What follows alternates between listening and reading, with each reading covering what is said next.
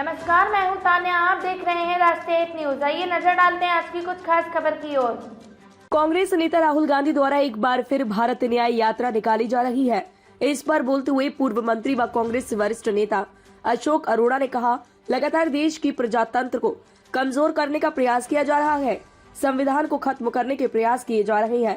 राहुल गांधी ने पहले भी यात्रा निकाली थी और उन्होंने कहा था कि मैं नफरत के बाजार में मोहब्बत की दुकान खोलने आया हूँ। जिस प्रकार से पार्लियामेंट के अंदर 150 से ज्यादा एमपी को एकदम निलंबित कर देना केवल इस बात के लिए कि वह गृह मंत्री से जवाब मांग रहे थे, कहीं न कहीं आज प्रजातंत्र का हनन हो रहा है। उसके लिए राहुल गांधी ने दोबारा से पद यात्रा शुरू की है, जो मणिपुर से लेकर मुंबई तक चलेगी। भारत न्याय यात्रा, भारत को न्याय चाहिए और न्याय मिल नहीं रहा तो यह यात्रा राहुल गांधी 14 जनवरी से शुरू करेंगे। कांग्रेस नेता अशोक अरोड़ा ने कहा कि निश्चित रूप से बदलाव की आज स्थिति है, परंतु यह सरकार जो भी इस सरकार के खिलाफ बोलता है उस पर ईडी का इस्तेमाल करती है। उन्होंने कहा कि यह हैरानी की बात है कि मैं लंबे समय तक विधानसभा में रहा हूँ, स्पीकर के पद पर भी कार्य किया है, मगर निलंबित करने की बात आती है तो यह केवल 1 या 2 दिन निलंबित किया जाता है।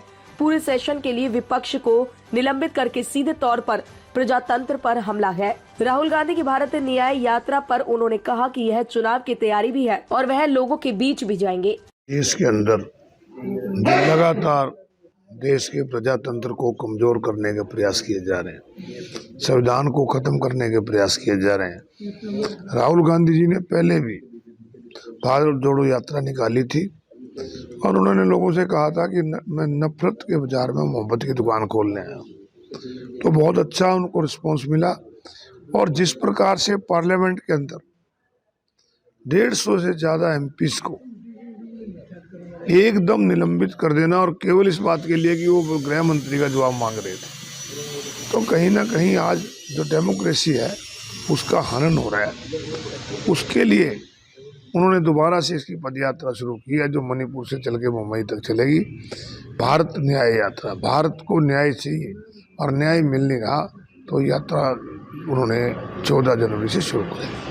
बदलाव निश्चित रूप से पूरे देश के अंदर आज बदलाव की स्थिति है, परंतु ये सरकार जो है ना, जो इनके खिलाफ बोलता है, ईडी का इस्तेमाल करते हैं, मुझे हैरानी होती है। हम भी विधानसभा में लंबे समय तक रहे, विधानसभा के अध्यक्ष के रूप में भी काम किया। कोई भी अगर इस तरह की बात आती है तो एक दिन के लिए निलंबित होता है, अगले दिन खत्म हो जाता है।